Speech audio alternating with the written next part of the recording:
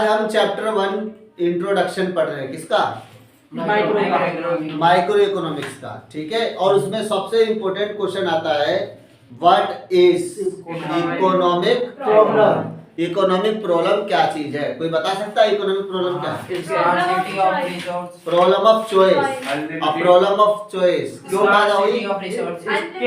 भैया unlimited resources में से अनलिमिटेड वांट्स और उनके अल्टरनेटिव यूजेस। यानी आप लोग बता रहे हो कि जो भी ये इकोनॉमिक प्रॉब्लम है ये 3 कारणों से हो रहा है। एक बता रहे आप स्कैरसिटी, इसकी scarcity of resources, unlimited human wants, और दूसरा आप क्या बता रहे हो? Unlimited human wants.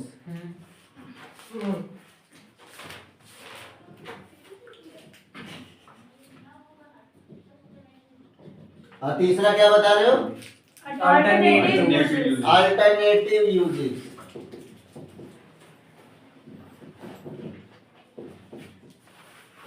अगर ये तीनों चीजें जो है इनके कारण ही इकोनॉमिक प्रॉब्लम पैदा हो रही है, जिसमें सबसे मेन तो यही है, क्योंकि अगर इस रिसोर्सेज लिमिटेड होंगे तो मुमकिन है कि जो है आप सभी के सभी जितने भी आपकी जरूरत है उसको आप पूरी नहीं कर पाओगे, है ना। यानी स्कैरसिटी ऑफ रिसोर्सेज ही जो है वो क्या है? मेन है इकोनॉमिक प्रॉब्लम का रीजन, ठीक है। अब हमें पता होना चाहिए कि रिसोर्सेज जो है क्या होते हैं, कई तरीके के हो सकते हैं, है ना। और अगर उन रिसोर्सेज की क्या पड़ गई? कमी पड़ गई। क्यों कमी पड़ गई? क्योंकि जितने भी रिसोर्सेज है अगर उससे कंपेयर करें ह्यूमन वांट्स को तो ह्यूमन वांट तो हद से ज्यादा है, बट उतने रिसोर्स हमारे पास नहीं। एक कंज्यूमर की बात करते हैं। कंज्यूमर का रिसोर्स क्या होता है? उसकी इनकम होती है। कंज्यूमर चाहता है मैं ये भी लूं, वो भी लूं, ये भी खरीदूं, वो भी खरीदूं, ये भी खाऊं, वो भी पीऊं, लेकिन उसका जो रिसोर्स है वो तो लिमिटेड है, इसलिए उसके पास क्या है? अल्टरनेटिव चॉइस होती है, ठीक है, कि मैं अपने इस रुपए का इस्तेमाल या तो वहां कर सकता हूँ या तो वहां कर सकता हूँ, दोनों में से कोई एक ही काम कर सकता हूँ, क्योंकि मेरी इनकम क्या है? लिमिटेड है। ऐसे अगर प्रोड्यूसर की बात करते हैं, किसकी बात करते हैं? तो प्रोड्यूसर की अगर हम बात करेंगे तो जो प्रोड्यूसर की इनकम है वो भी क्या है? तो उसकी इनकम को क्या कहते हैं? प्रॉफिट। और प्रॉफिट क्या है? उसका एक लिमिटेड ही प्रॉफिट होता है। अब प्रॉफिट ना कहके ना कैपिटल बोलो ज्यादा अच्छा है। प्रोड्यूसर का जो रिसोर्स है वो क्या है? कैपिटल। अब वो कैपिटल लिमिटेड होता है, उसी कैपिटल के अकॉर्डिंग वो पैसा लगाएगा अपने बिजनेस में। अब हर प्रोड्यूसर का मन होता है मैं अपनी दुकान में ये भी सामान रखूं, वो भी सामान रखूं, ऐसा भी रखूं, वैसा भी रखूं, सब कुछ रख लो अपनी दुकान में। बट क्या हर दुकानदार हर चीज रख पाता अपनी दुकान में? नहीं। सब खेल है किसका? उसके रिसोर्स यानी कैपिटल का। जिसपे जैसा कैपिटल उस तरह का उसकी दुकान में सामान, है ना। और तीसरा क्या है? गवर्नमेंट। गवर्नमेंट के भी तो रिसोर्स लिमिटेड है। क्या है वो? टैक्स कलेक्शन से जो पैसा आया वही तो उसका रिसोर्स है। लेकिन अगर देखा जाए तो गवर्नमेंट हर काम करना चाहती है, सड़क भी बनाना चाह रही है, पुल भी, हॉस्पिटल भी, स्कूल भी, है ना। अपने देश में वो जो है लड़ाकू जहाज भी बनाना चाहती है, ठीक है, चांद पे भेजने वाला यान भी बनाना चाहती है, लेकिन सब में पैसा लगेगा।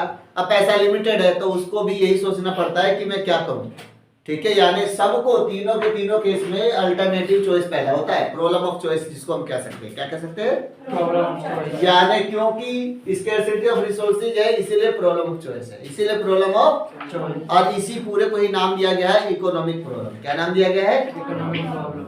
एक और इंपॉर्टेंट क्वेश्चन आता है इस चैप्टर से और वो आता है व्हाट इज सेंट्रल प्रॉब्लम। अब सेंट्रल प्रॉब्लम ना कई तरीके का है, बट जो हमारे सिलेबस में सेंट्रल प्रॉब्लम है ना वो एलोकेशन ऑफ रिसोर्सेज से लिखा है। एलोकेशन ऑफ रिसोर्सेज खाली इसी से रिलेटेड हमारे पास जो भी क्वेश्चन है वो है। तो अगर हम रिसोर्सेज की एलोकेशन की बात करें तो हमारे पास 3 तरह के सेंट्रल प्रॉब्लम है। बता सकते हो कौन कौन से? What to produce and how much. ये है पूरा, कितना क्या बनाए और कितनी मात्रा में। और दूसरा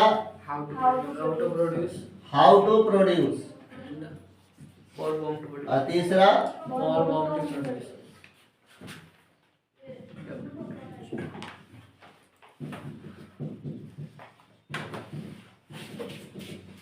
व्हाट टू प्रोड्यूस क्यों पैदा हुआ? Choice. क्योंकि यही खेल है प्रॉब्लम ऑफ चॉइस के कारण। किस कारण से पैदा हुआ? Program of choice. Problem of choice है यहाँ पर। तो how much क्यों कर रहे हो? कितनी मात्रा? Problem of choice. अब देखो हमारे पास तो रिसोर्स लिमिटेड है, हम चाह के हर चीज तो प्रोड्यूस नहीं कर सकते, जबकि डिमांड तो हर चीज की होती है। भैया 10 रुपए वाले भी खिलौने बिकते हैं, 20,000 वाले भी खिलौने बिकते हैं, 5 लाख वाले भी खिलौने बिकते हैं। 50 लाख। अब क्या इकोनॉमी का सारा पैसा खिलौने बनाने में लगा दें? तो हम ये देखते हैं कि किस तरह के खिलौने डिमांडेबल है, किस तरह के खिलौने अपने देश में बनाए जा सकते हैं। जिन चीजों की ज्यादा डिमांड है वो तो हम खुद बना लेते हैं, जिनकी डिमांड थोड़ी बहुत है हम कहते हैं वो बाहर से ही ले आते हैं, वही हमें सस्ती पड़ेगी, है ना।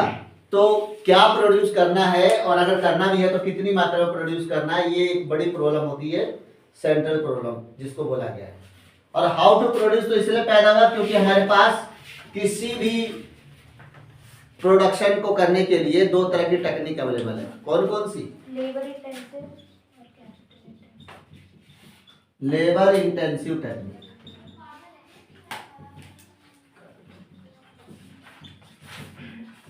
और दूसरी Capital intensive.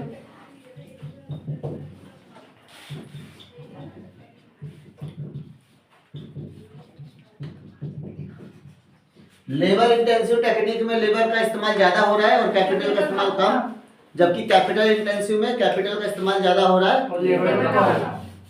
अब डिपेंड करता है कि उस देश को क्या देखना है। अगर मान लो देश में बहुत ज्यादा लोग हैं, ठीक है, और वहाँ अनएम्प्लॉयमेंट की समस्या बहुत ज्यादा है, तो कहेगी कि हम क्यों ना लेबर इंटेंसिव टेक्निक का इस्तेमाल कर ले क्योंकि हमको लेबर से सस्ता पड़ रहा है। लेकिन अगर कोई ऐसा देश है जहाँ पर लेबर महंगे पड़ रहे हैं तो हो सकता है कि वो कैपिटल इंटेंसिव टेक्निक का इस्तेमाल करे, है ना।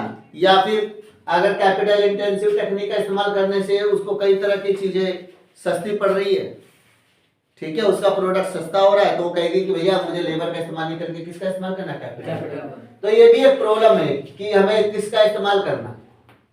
अब सबसे बड़ी प्रॉब्लम आती है कि किसके लिए प्रोड्यूस करना है, क्योंकि जो प्रोडक्शन होता है ना एक ही ग्रेड की क्वालिटी, जैसे मान लो खाली अगर गेहूं की बात करो तो गेहूं भी कई ग्रेड में होता है ना।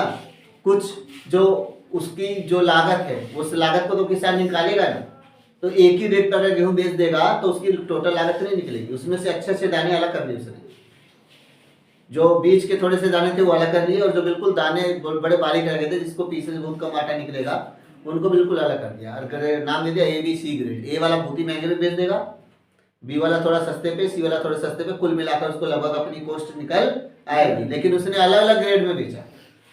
अब चावल में भी कहते हैं नॉर्मल भी चावल है, बासमती चावल भी है। तो बात आती है कि अगर आपको प्रोडक्शन करना है तो ये भी आपको सोचना पड़ता है किसके लिए जब प्रोडक्शन करेंगे, अमीरों के लिए या गरीबों के लिए। एक्चुअल में ये जो प्रॉब्लम है ना, जितना हम सोचते हैं ना ये उतना भी सिंपल नहीं है, ये काफी कॉम्प्लिकेटेड प्रॉब्लम है। इसीलिए इस प्रॉब्लम को ना एक नाम और दिया गया है, distribution of income, problem of distribution of income. क्या होता है कि सपोज करो ये मार्कर है और ये मार्केट में 10 रुपए का बिक गया, तो ये जो 10 रुपए होंगे ना ये अलग अलग फैक्टर को उनके ना फैक्टर इनकम के फॉर्म में डिवाइड होगा। जैसे कि जो लेबर थे उनको क्या मिलेगा, उस 10 रुपए में से एक पार्ट मिलेगा वेजेस के रूप में। जो इस पे कैपिटल लगी थी उसको क्या मिलेगा, कैपिटल को क्या मिलेगा, प्रॉफिट, इंटरेस्ट, इंटरेस्ट है ना, क्या मिलेगा, इंटरेस्ट मिलेगा, ठीक है।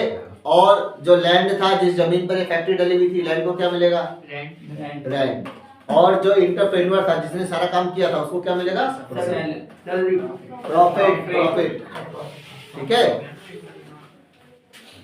तो प्रॉब्लम ये है कि उस 10 रुपए में से कितना पार्ट वेजेस के रूप में रखा जाए,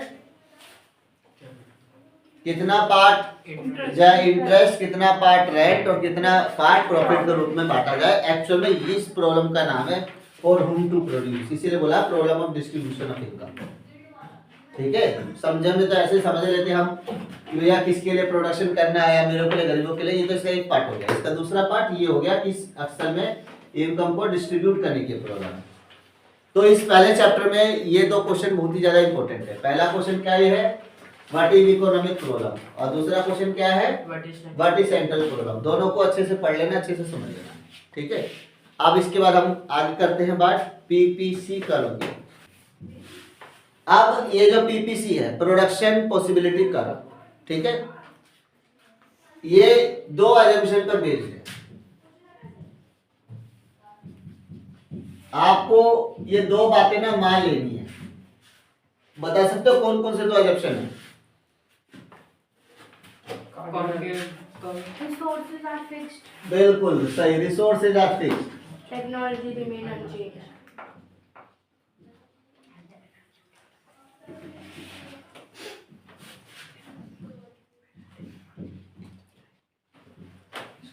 टेक्नोलॉजी Cons.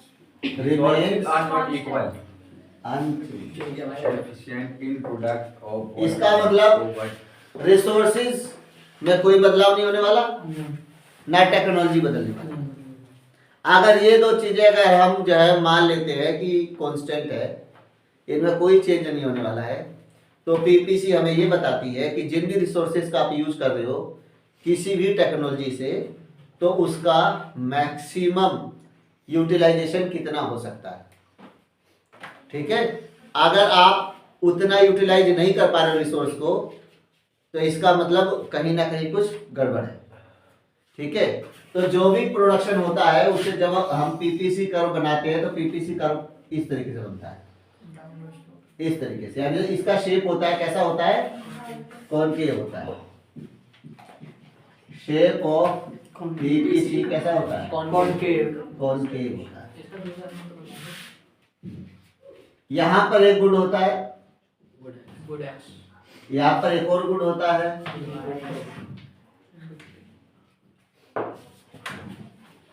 और इनके ये ना सारे के सारे क्या है, स्टेजेस है प्रोडक्शन के। अगर मैं नंबर दे दूं, सपोज ये 1 है, ये 2 है, ये 3 है, ये 4 है, 5 है, 6 है, 1 है, 2 है, 3 है, 4 है, 5 है, 6 है, 7 है, 8। तो इस जगह पर बता रहा है कि अगर सिर्फ गुड 2 का प्रोडक्शन करोगे तो 8 यूनिट प्रोड्यूस हो पाएगा, और ये बता रहा है सिर्फ अगर आप गुड 1 का प्रोड्यूस करते हो तो 6 यूनिट का प्रोडक्शन हो पाएगा, जोन सी भी रिसोर्सेज आपको गिवन है और जोन सी भी टेक्नोलॉजी आपको गिवन है।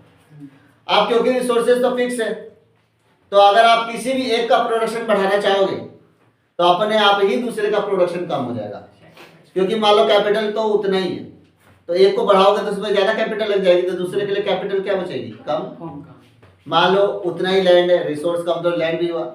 अगर एक के लिए फैक्ट्री बढ़ाओगे तो दूसरे के लिए फैक्ट्री के लिए स्पेस क्या बचेगा, कम। तो इसीलिए जैसे ही उसने क्या किया, उसने कहा कि मुझे गुड 1 का प्रोडक्शन बढ़ाना है, तो 0 से उसने जैसे ही 2 बढ़ाया, तो देखो ध्यान से, जो गुड 2 है उसका प्रोडक्शन क्या हो गया, कम हो गया।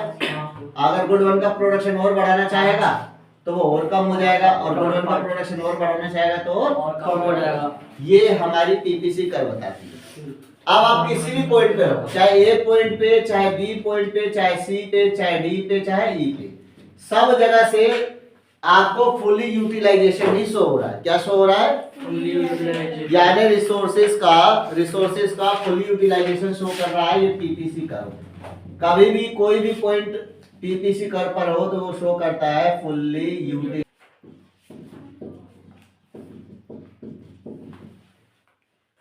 Utilisation of resource. डाउट?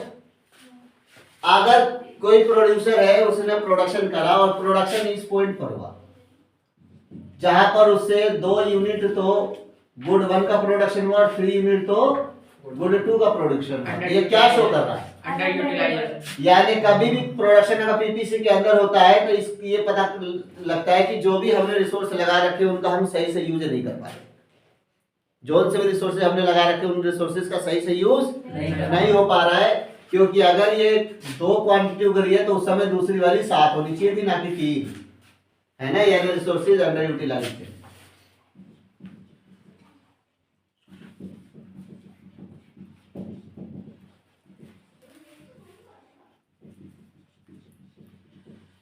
हम रिसोर्सेज का फुली यूटिलाइजेशन नहीं कर पा रहे, वो प्रॉब्लम अब हमको देखनी पड़ेगी कि जितना प्रोडक्शन हो सकता है हमारे यहाँ उतना प्रोडक्शन क्यों नहीं हो पा रहा। ठीक है, तो ये जो पीपीसी कर्व है वो इसी तरीके की बातें करती है। क्या हम कभी ये वाला पॉइंट अचीव कर सकते हैं? नहीं। बच्चों, जो हमको रिसोर्स गिवन है और जो हमको टेक्नोलॉजी गिवन है उसके हिसाब से मैक्सिमम यूटिलाइजेशन इतना ही हो सकता है। सो आप जी पॉइंट तो इन रिसोर्सेज या इन टेक्नोलॉजी से नहीं कर सकते, कर जरूर सकते हो, ग्रोथ करना पड़ेगा आपको किस में? रिसोर्सेज में।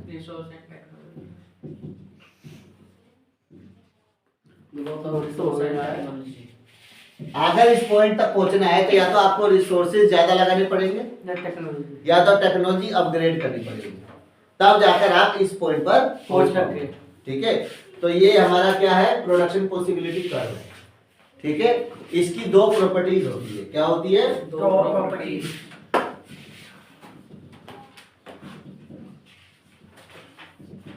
बताओ कौन कौन सी? पहला तो यही कहीं लिखा था मैंने, है ना? Shape of PPC is concave, ये कॉनकेव शेप का होता है। और दूसरी क्या प्रॉपर्टी होती है? Downward sloping. हाँ, it's slopes downwards. Slope is downward.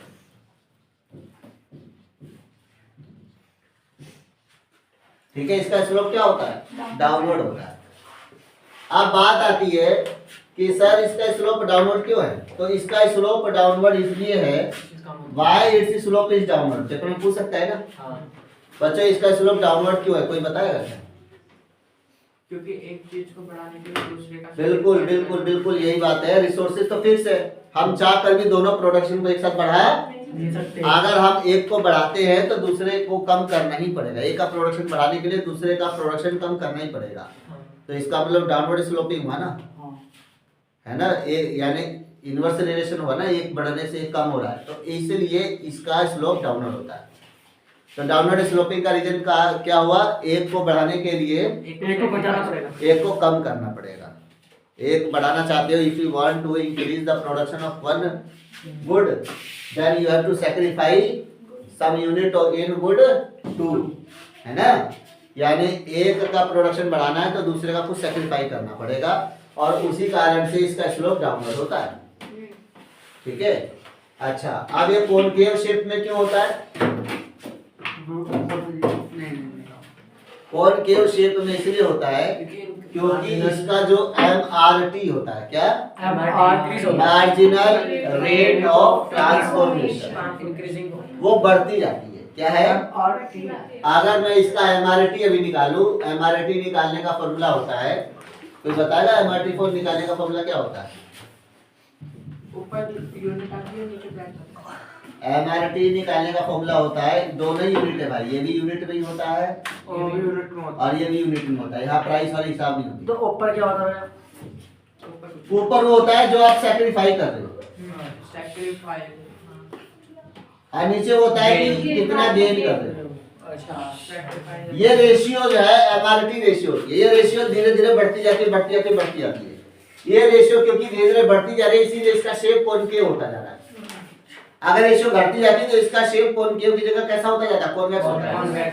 तो दोनों जो प्रॉपर्टी है उनके आपको केसेस पता होने चाहिए। अगर एग्जाम में पूछे why the shape of PPC is concave, तो बोलोगे because the MRT of PPC is increasing, है ना?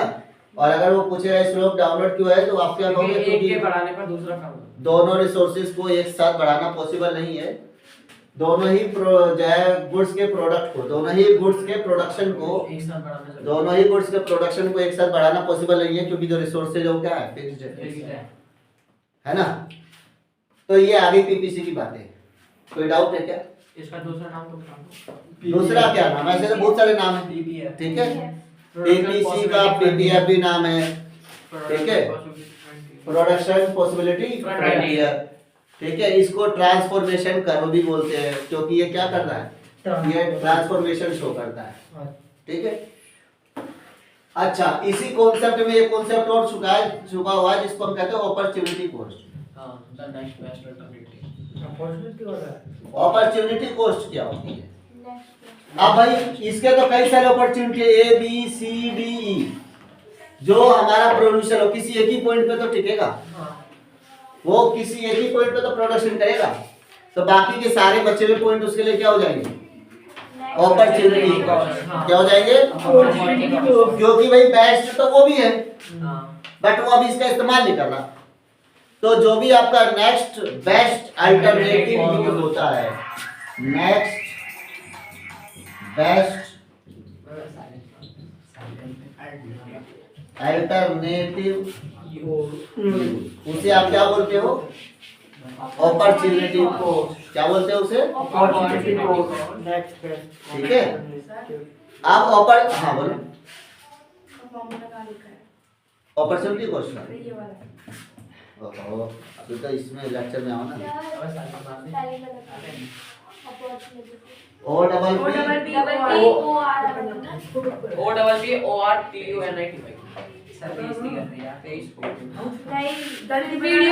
ओ डबल पी वीडियो में गलत आ जाता है। O double P O R TUNITY।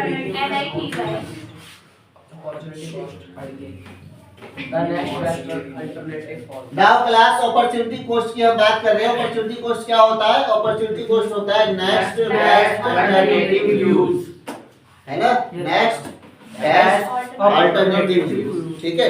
अब जैसा कि मैंने बताया कि जो किसान है वो किसान कह गया मैं, जरूरी नहीं कि किसान हो, ये कोई भी प्रोड्यूसर हो सकता है, वो किसी भी एक पॉइंट का यूज करेगा तो बाकी सारे पॉइंट उसके लिए क्या हो जाएंगे, अपॉर्चुनिटी कोस्ट। इसको ना एग्जाम में कई बार ऐसे ही पूछते हैं, एक आदमी है और उसके पास ना जॉब के लिए 3 जगह से जॉब लेटर आ रखे हैं, एक जगह उसको 80,000 रुपए में जॉब मिल रही है, एक जगह उसे 70,000 में जॉब मिल रही है।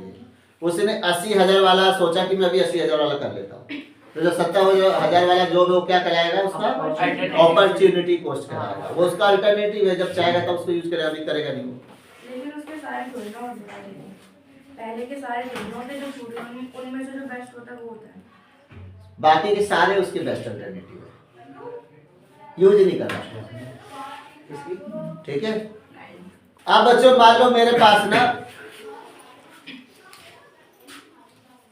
एक कमरा, उसको मैंने किराए पे चढ़ा रखा और महीने के 30,000 रुपए की क्या आती थी मेरे को, रेंट आता था। अब मुझे मन करा कि मैं कोई एक बिजनेस करूं, तो मैंने क्या किया, वो कमरा खाली करवा लिया और उसमें मैंने अपना एक छोटा सा बिजनेस सेटअप कर लिया। अब वो 30,000 रुपए आने बंद हो गए ना, वो 30,000 रुपए ही मेरी अपॉर्चुनिटी कोस्ट है, वो 30,000 रुपीज क्या है मेरी अपॉर्चुनिटी कोस्ट। आगे बात समझ। अब मैं यहाँ से जो भी अर्निंग कर रहा हूँ अलग बात है वो, लेकिन मेरे पास अभी भी एक मेरा बेस्ट अल्टरनेटिव चॉइस है जिसको मैंने सैक्रिफाइस कर दिया। तो आप लोगों को अगर अपॉर्चुनिटी कोस्ट का एक और डेफिनेशन कहीं मिले कि अपॉर्चुनिटी कोस्ट वो कोस्ट होती है जिसको हमने क्या कर दिया होता है, सैक्रिफाइस कर दिया होता है, तो भी वो गलत नहीं है, ठीक है। ऐसी कोस्ट जिस कोस्ट को हमने क्या कर दिया, सैक्रिफाइस कर दिया, किसी जो है दूसरे चीज का हमने यूज करना शुरू कर दिया, तो वो वाली कोस्ट भी अपॉर्चुनिटी कोस्ट है। यहाँ पर ये कल को इस बिजनेस से जो भी अर्निंग करेगा उसके अंदर वो 30,000 रुपए ऐड करके चलेगा, क्योंकि ये 30,000 रुपए भी कहीं ना कहीं वो कोस्ट है जो पहले आ रही थी अब नहीं आ रही है ना। तो ये एक लागत 30,000 रुपए की उसने एक एडिशनल लगा रखी है इसके अंदर।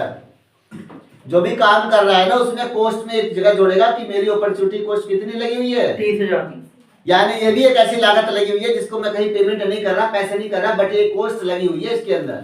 क्योंकि अगर मैं अपने घर को छोड़ के कहीं और लेता ना तो रेंट जाता कि जाता 30,000, और अगर अपने घर में बिजनेस नहीं डालता तो 30,000 आता कि नहीं आता।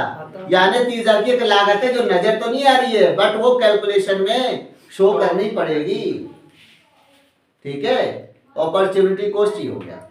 और एक और होता है, वो होता है मार्जिनल अपॉर्चुनिटी कोस्ट, MOC,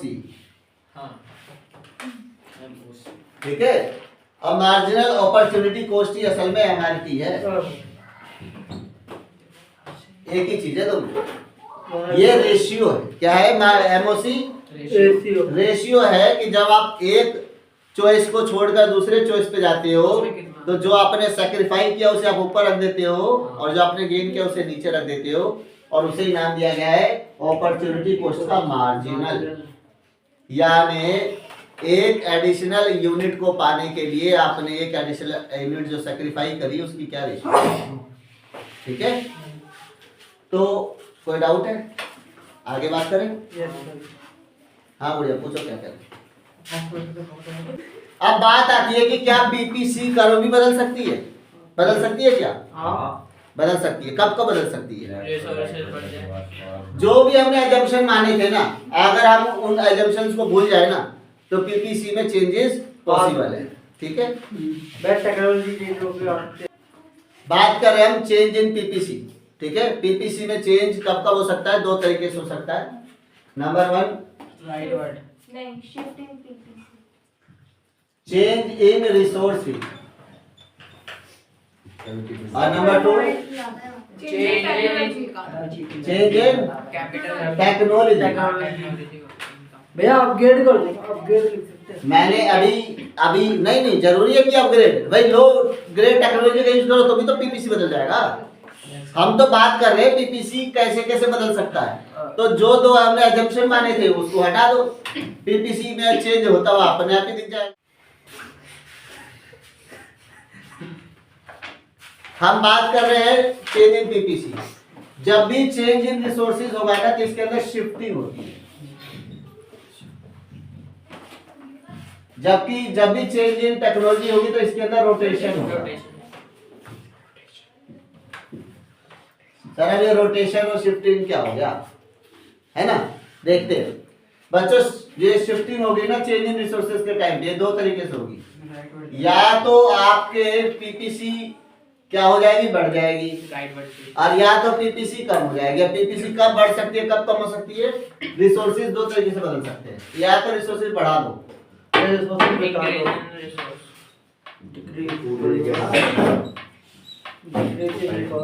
तो रिसोर्सेज घटा दो।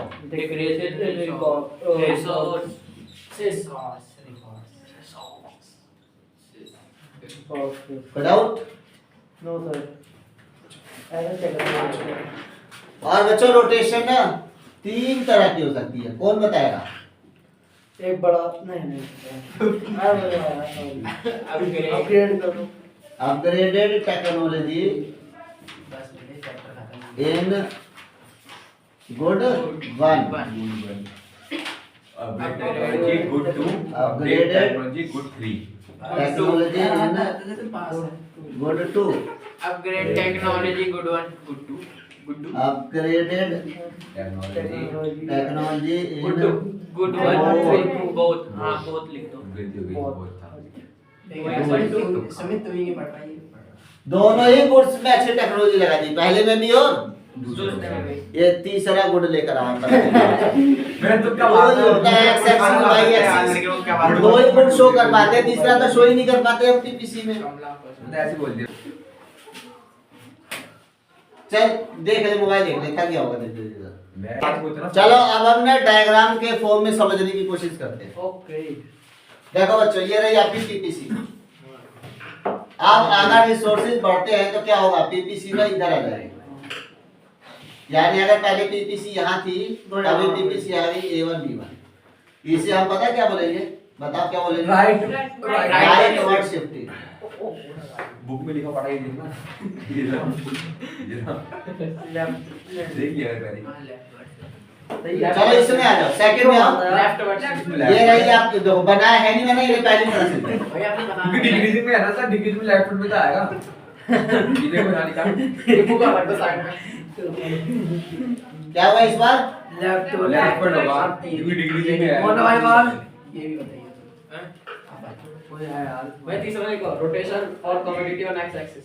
सर वो जो प्यारी है प्यारी। चावल नमस्ते सर। सर एक काम कर दो, क्या? आदि को हैं? आदि की तरफ कॉल कर दो। आधे का नंबर है नहीं, दे दो ना, कर दो ना। है नहीं, अभी क्लास ले रहा हूँ।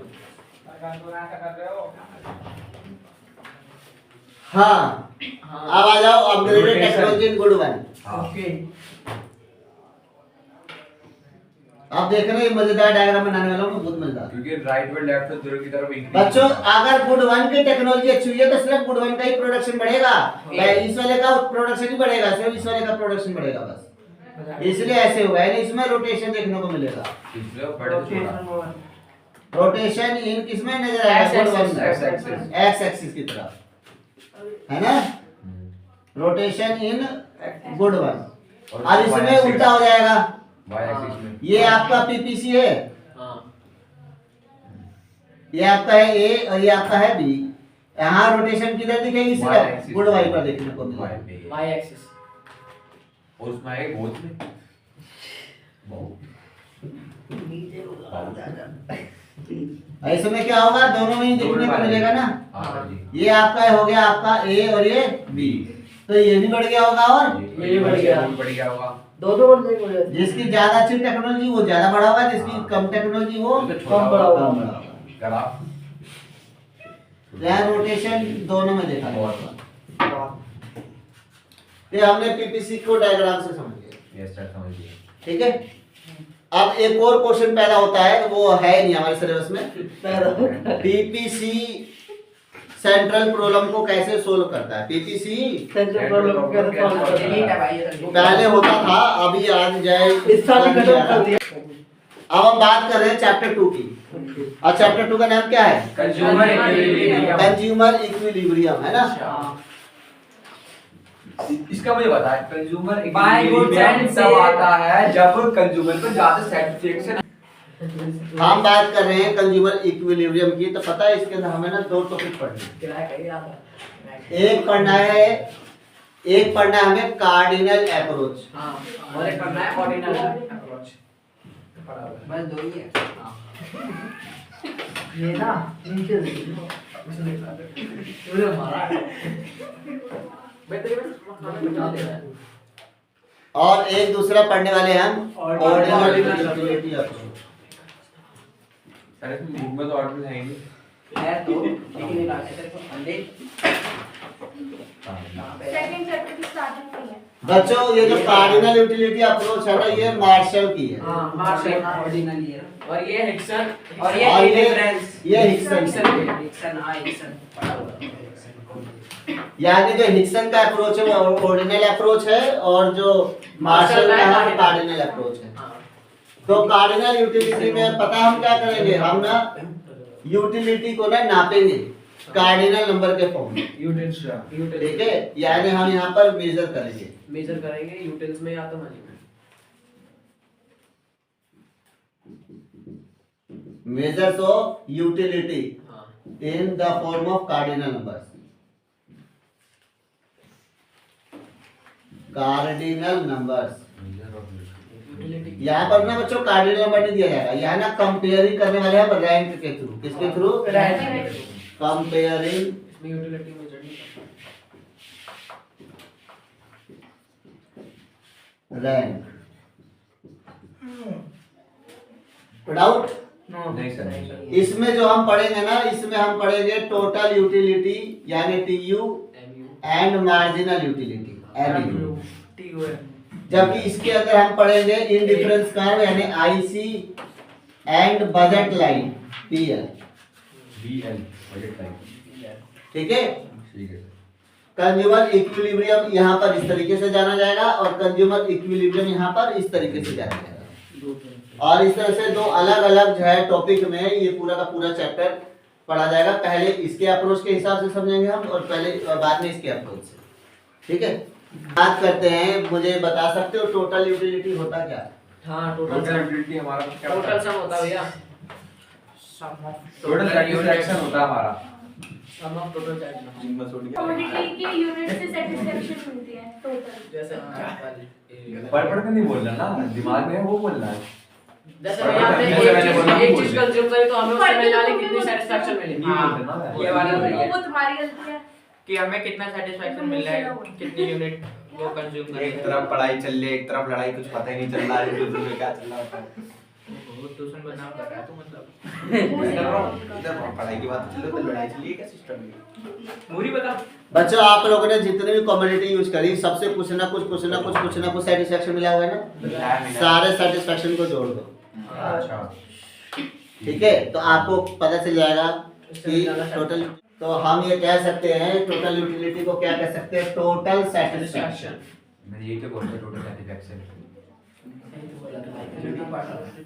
दूसरा की बात में total satisfaction on consuming all possible sir जैसे कि ऑल पॉसिबल यूनिट्स यूनिट्स, जितने भी यूनिट्स हैं उन सब का कंजप्शन करने के बाद जो सबसे अपना अपना सेटिस्फेक्शन मिला, सारे सेटिस्फेक्शन को हमने जोड़ दिया तो हमको टोटल यूटिलिटी का पता चल गया।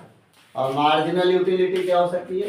Additional satisfaction. सर दो यूटिलिटी के बीच में डिफरेंस जो होता है वो मार्जिनल यूटिलिटी होता है। एडिशनल होता है सर, वो एडिशनल एक एडिशनल यूनिट जब आपने कंज्यूम किया तो उससे आपको जितनी भी यूटिलिटी मिली, एक एडिशनल यूनिट जो आपने कंज्यूम किया उससे जितनी भी यूटिलिटी मिली उसे हम मार्जिनल यूटिलिटी कहते हैं।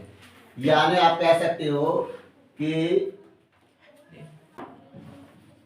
Utility gain on consumption of an additional unit.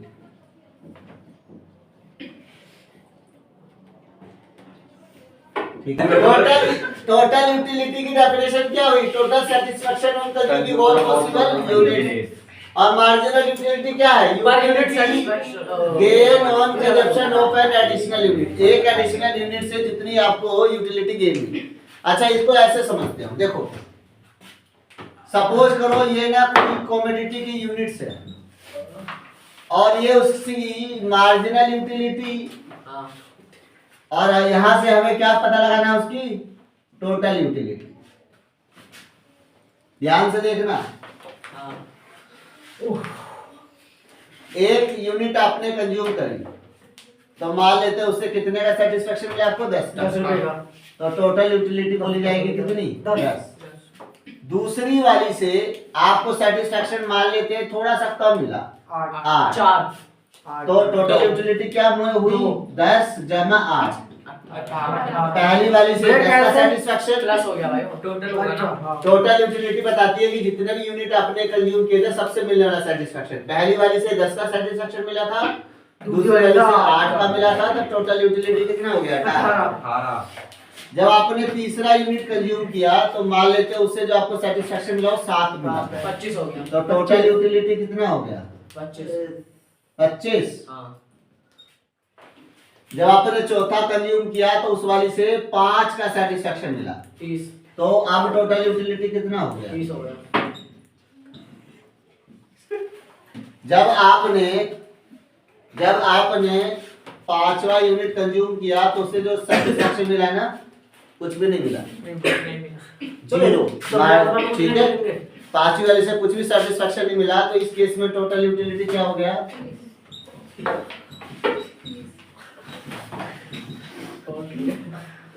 और जब आपने छठा वाला कंज्यूम किया तो उससे जो भी मार्जिनल यूटिलिटी आपको मिली वो माइनस में मिली। कैसे मिली? -1 29 हो जाएगी।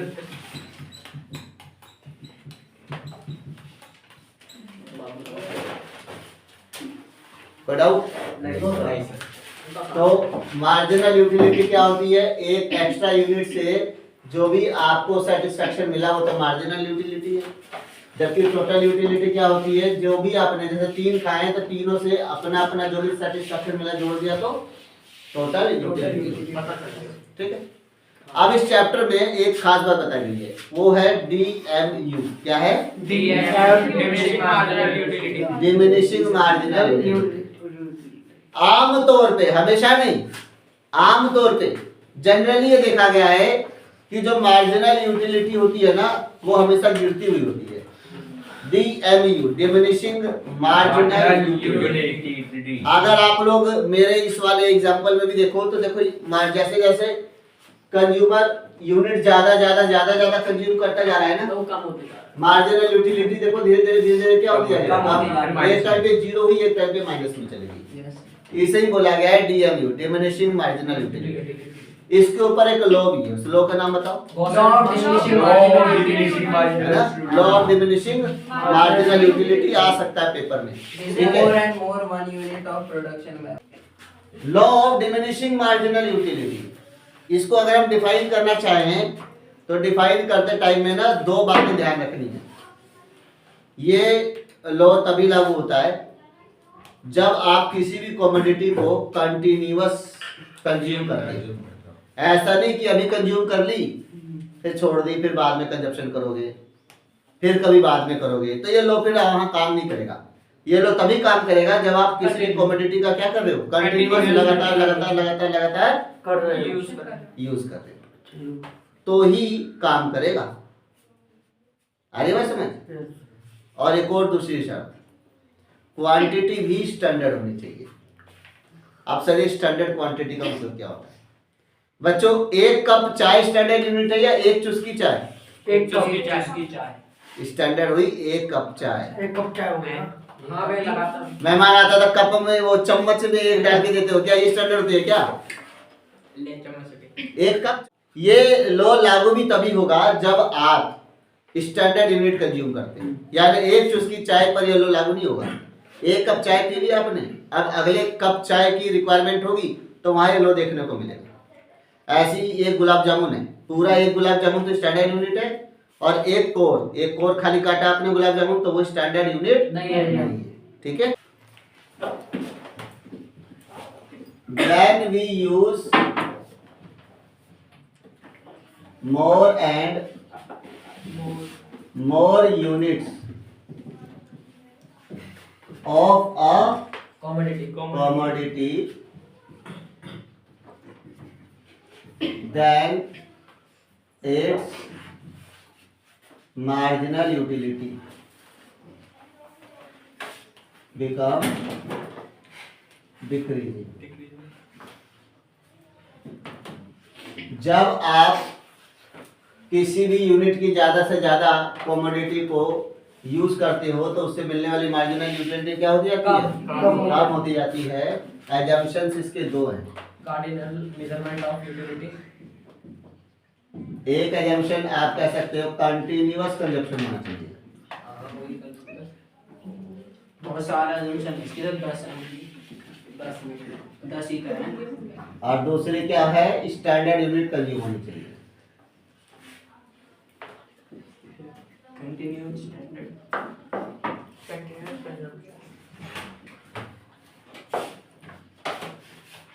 ठीक है। अब मैं किसी फंक्शन में गया और फंक्शन में मैं गया और मैंने जो है 2 गुलाब जामुन लिए, तो जो मैंने पहला गुलाब जामुन खाया होगा उसको हो सकता है मैंने कुछ नंबर दे दिए अपने सेटिस्फेक्शन के अकॉर्डिंग। वो नंबर हुआ कार्डिनल नंबर। क्या हुआ? Cardinal number. और उसे ही बोला जाएगा यूटिलिटी।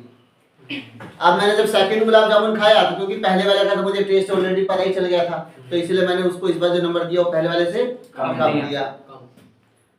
फिर थोड़ी देर में मेरा मन कर गया कि चलो यार एक प्लेट और ले लिया जाए, तो इस बार मेरे पास फिर 2 गुलाब जामुन आ गए। अब तीसरे वाले का मैंने यूज किया तो फिर मैंने थोड़ी सी कम नंबर दिया, और चौथे वाले का यूज किया तो फिर से कम।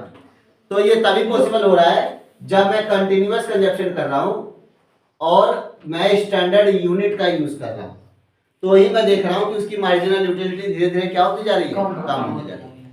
अगर मैं आज गुलाब जामुन 2 खा लेता और 1 हफ्ते बाद किसी फंक्शन में जाता, तो वहां जब मैं तीसरा वाला गुलाब जामुन खाता तो हो सकता है मैं इस वाले पहले वाले के इक्वल नंबर दे देता। तब ऐसा देखने को नहीं मिलता कि कम कम कम होती जा रही है। कम कम कम कम सभी होता जाएगा सेटिस्फेक्शन जब आप कंटिन्यूअस यूज करते हैं। अब एक छोटा बच्चा है और वो टीवी देखने लग गया और उसकी मम्मी चलेगी मार्केट, अब वो घंटों टीवी देख रहा है। अब अगर वो लगातार टीवी देखे जा रहा है देखे जा रहा है तो उसकी मार्जिनल यूटिलिटी धीरे धीरे क्या होती जाएगी? एक टाइम पे टीवी बंद कर देगा, मार्जिनल यूटिलिटी क्या होगी? 0 होगी, है ना। तो ये बातें इसके अंदर कही गई है कि जब भी हम किसी कमोडिटी को कंटिन्यूअस यूज करेंगे और उसकी स्टैंडर्ड यूनिट यूज करेंगे तो उससे मिलने वाली मार्जिनल यूटिलिटी धीरे धीरे कम होती जाएगी, है ना। मैं कहीं गया, उसने मुझे चाय पूछा, मैंने मना भी नहीं किया, उसने 1 कप चाय पिला दी। थोड़ी देर बाद मुझे किसी दूसरे घर जाना हुआ, उसने भी 1 कप चाय दे दी, तो क्या अब मैं इसको मार्जिनल यूटिलिटी से कम जाएगी ना, है ना। लेकिन अगर मैं कुछ दिन बाद जाता किसी घर फिर चाय देते तो शायद मैं कम नहीं करता। तो कंटिन्यूअस कंजप्शन होना जरूरी है। लेकिन बच्चों अगर हम बात करें इस DMU की, तो पहले बात कर लेते हैं कि इसको हमें ग्राफ में शो करना है तो कैसे होगा। देखो ऐसा होता है, इसे हम कहते हैं DMU, डिमिनिशिंग मार्जिनल यूटिलिटी। ठीक है, इस तरीके से क्या होता जा रहा है इसका कंजप्शन धीरे धीरे कम होता चला जाता है। ठीक है, यहाँ पर यूनिट्स होती है और यहाँ पर इसकी यूटिलिटी होती है।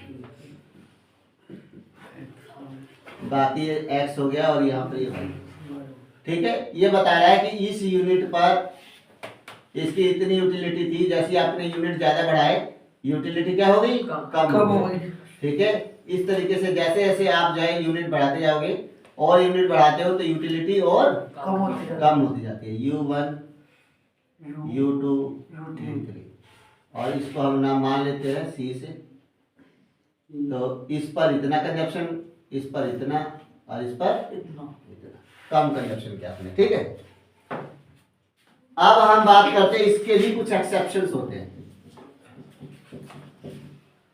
एक्सेप्शंस मैंने आपको पहले ही बता रखा है कि एक्सेप्शन का मतलब क्या होता है। एक्सेप्शन का मतलब होता है अगर हम इन बातों को मान भी लें कि भाई कंटिन्यूअस कंजप्शन कर रहा है और स्टैंडर्ड यूनिट का कंज्यूम कर रहा है, तब भी कुछ ऐसी चीजें देखी गई हैं कि जब उसका आप लगातार यूज करते हो तो उससे मिलने वाली मार्जिनल यूटिलिटी कम की जगह बढ़ती चली जाती है।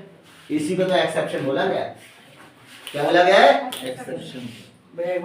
एक्सेप्शन का मतलब क्या होता है, जो लॉ के विपरीत काम करता है। What is exception? Opposite to the law, है ना। एजम्पशन मान भी लो तो भी लॉ लागू नहीं होगा।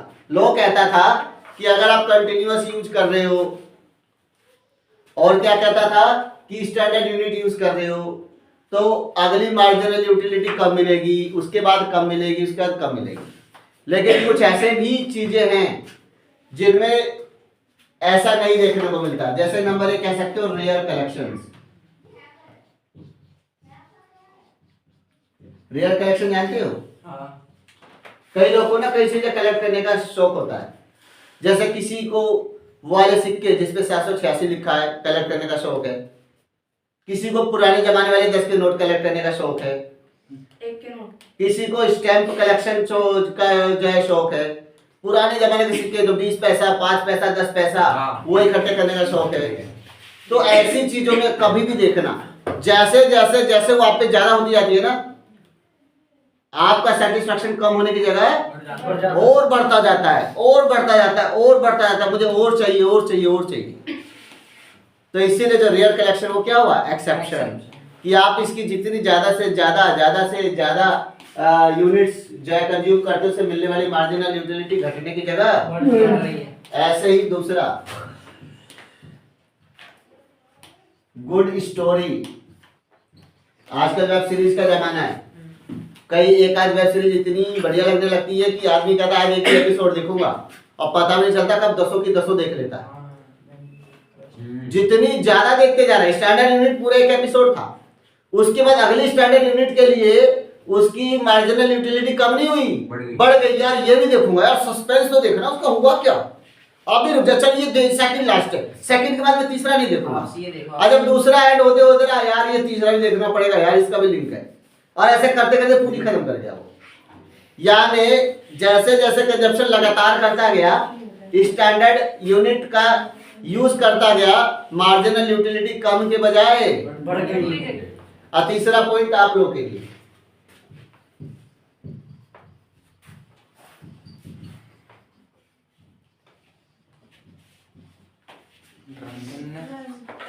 एक बोतल अंदर गई ना तो दूसरी बोतल के लिए जगह बना दी। अब तो दूसरी चाहिए, वो कहा ना तो कहीं से ला, पीने वाला मैं हूँ, है ना। और जब दूसरी पी ली तब तीसरी के लिए भी भले अब मैं पड़ जाऊं कहीं कोने में, ठीक है, रास्ते में गिर जाऊं, ठीक है, लेकिन मुझे चाहिए। यानी कंटिन्यूअस कंजप्शन कर रहा है, स्टैंडर्ड यूनिट का यूज कर रहा है, तो भी उसकी तलब कम की जगह उल्टा बढ़ती चली जाएगी। जैसे जैसे जैसे जैसे नशा उसके अंदर चलता जाएगा, वैसे वैसे उसकी तलब भी बढ़ती जाएगी, बढ़ती जाएगी, बढ़ती जाएगी, बढ़ती जाएगी, बढ़ती जाएगी। कल ये नाली में गिरा हुआ था। ठीक है, हाँ भाई मैंने भी देखा। तभी ट्यूशन नहीं आया। मनी का तो आप लोग भूल ही गए। मनी पैसा आप में कैसा कौन ऐसा है मान लो एक स्टैंडर्ड यूनिट में 500 का नोट रख लेता हूँ, मैं देता जाऊँ आप लोग थक जाओगे ना, कहोगे सर हम मत दो। नहीं नहीं भैया, और दो और दो और दो। कल जैसे मैंने आपको फीस दी थी, मैं लेके भाग जाता तो। ये बात है। तो जैसे जैसे जैसे जैसे जाए पैसे आपको कोई देगा, वो आपकी मार्जिनल यूटिलिटी कम नहीं होती है ना, और बढ़ेगी, और आपको चाहोगे कि और दे दो और दे दो और दे दो। तो ये सारी चीजें क्या हैं, डिमिनिशिंग मार्जिनल यूटिलिटी की क्या है, सब एक्सेप्शंस हैं। ठीक है, आगे बात समझ बताया जाए। नाउ क्लास, अगर हम बात करें कि टीयू टोटल यूटिलिटी और एमयू मार्जिनल यूटिलिटी के बीच में रिलेशन क्या है, तो कोई बता पाएगा? हाँ बता देंगे भैया, बताओ। थोड़ा टाइम लगेगा, क्लियर है ना? कांस्टेंट रिलेशनशिप होता है। हाँ भैया मैं बता दूँ। अरे करेक्ट उधर से क्या हो गया, क्या बताना है मेरे को बताओ। रिलेशन इसके बीच टीयू बढ़ेगा एमयू घटेगा। और हाँ भैया, टीयू और एमयू बस जहाँ पे जीरो जाएगा वहाँ पे जहाँ पे आ जाएगा एमयू जीरो जाएगा, जीरो जहाँ पे जीरो हाँ। और जब टीयू डिक्रीज हाँ, टीयू मैक्सिमम पे होता है, MU इसका नाम क्या है? लो ऑफ वेरिएबल नेगेटिव से चला जाएगा, नेगेटिव। वो कहाँ चैप्टर, वो कहाँ है ना? भैया मैं करूँ क्या? उधर आ थोड़ा निकल जाता हूँ इधर उधर, है ना? न्यू लिखा है, विनेश फादर लिखा है। फादर नहीं, विनेश फादर लिखा है।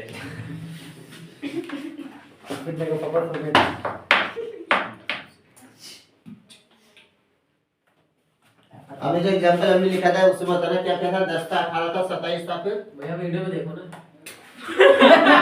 याद नहीं तो रहेगा। अच्छा याद नहीं है। पहला था 10, 8, 8 में 7 जोड़ा तो 25 था, 25 था, फिर 3 था, फिर 0 था, फिर 0। हाँ चलो बस अब कर ले। एक एग्जांपल ले लेते हैं हम, उस एग्जांपल में यहाँ यूनिट्स हो गए और ये क्या हो गया, टोटल यूटिलिटी हो गया। तो एक यूनिट से टोटल यूटिलिटी मिल रही है कितने की, 10 की, तो मार्जिनल यूटिलिटी उसकी कितनी हो गई, 10 हो गई। 2 अगर हम कंज्यूम करते हैं तो टोटल यूटिलिटी मिल रही है 18। तो दूसरी वाली से, सेकंड वाली से कितनी मार्जिनल यूटिलिटी मिल रही है, सेकंड वाली से 8 आ रही है। ऐसे अगर 3 से 25 है तो तीसरी वाली से 7 और चौथी वाली से 5 0। भैया ये हो गया पॉइंट ऑफ सेकंड माइनस का 6 पॉइंट ऑफ सेकंड हो गया वो 0 वाला। ठीक है। अब ये जो मार्जिनल यूटिलिटी है, ध्यान से देखो क्या है, जैसे जैसे टीयू आपकी बढ़ती जा रही है, एमयू घटती जा रही है। मार्जिनल यूटिलिटी वैसे वैसे वैसे वैसे कम होती जा रही है। हाँ जिस समय टीयू सबसे मैक्सिमम है, हाँ एमयू 0 उस समय एमयू क्या है, 0। और जैसे ही टीयू घटी, एमयू क्या हो गई, नेगेटिव। इसको हम डायग्रामेटिक प्रेजेंटेशन से कैसे शो कर सकते हैं? भाई वैसे नॉर्मल देखो।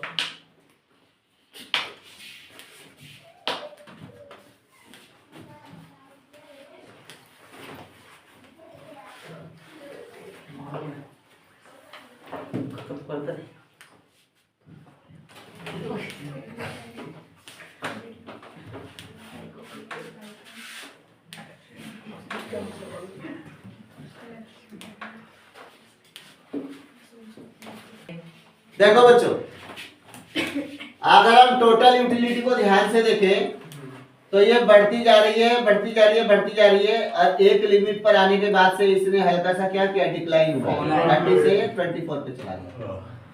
तो जहां तक ये सबसे हाईएस्ट पे था ना, वहां से इस तरीके से करके ना डॉट पॉइंट दे दो आप लोग। आप देखो जिस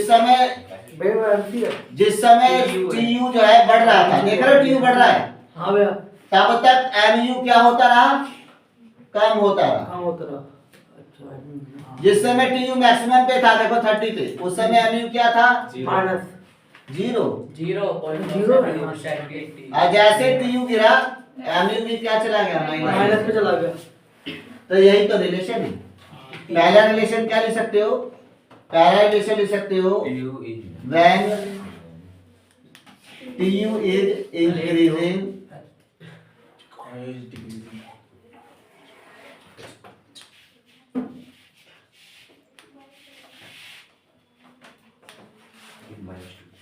When TU is increasing,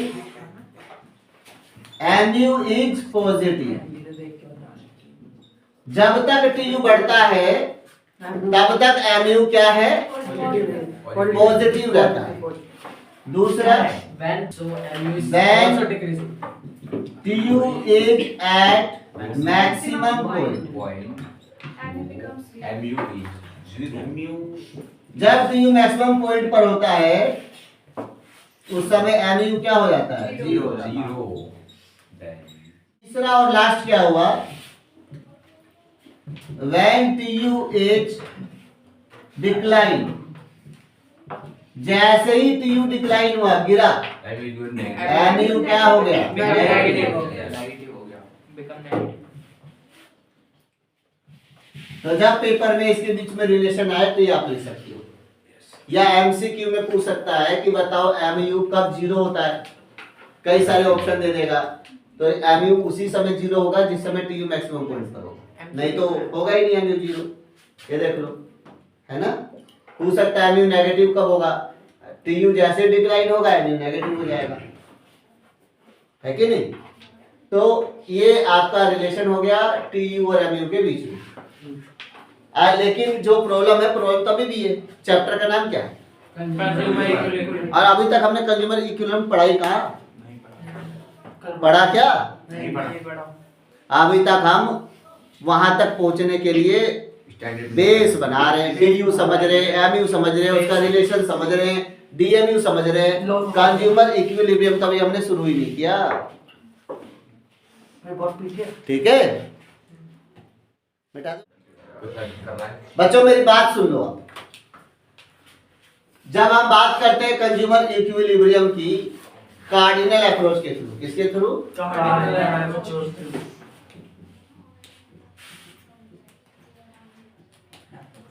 तो इसके अंदर ना कार्डिनल अप्रोच में दो तरह का कंज्यूमर इक्विलिब्रियम हमारे सिलेबस में, बताओ कौन कौन सा।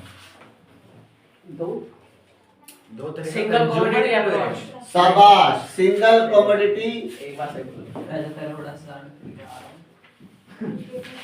तू पढ़ लेता, पढ़ाता था मैंने, बहुत ये आपने नहीं पढ़ा तो ये बोला तो कॉमेडी और two commodity approach. Two commodity,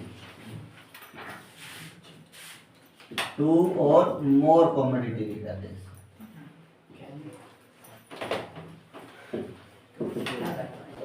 एक तो सारे मार्कर धोखा दे रहे हैं आज की क्लास में। ये हरे वाला एक तो भी खत्म, अरे हरा वाला नहीं चला सकता, तो हरा वाला लाइट, खाली लाइट वो होता है,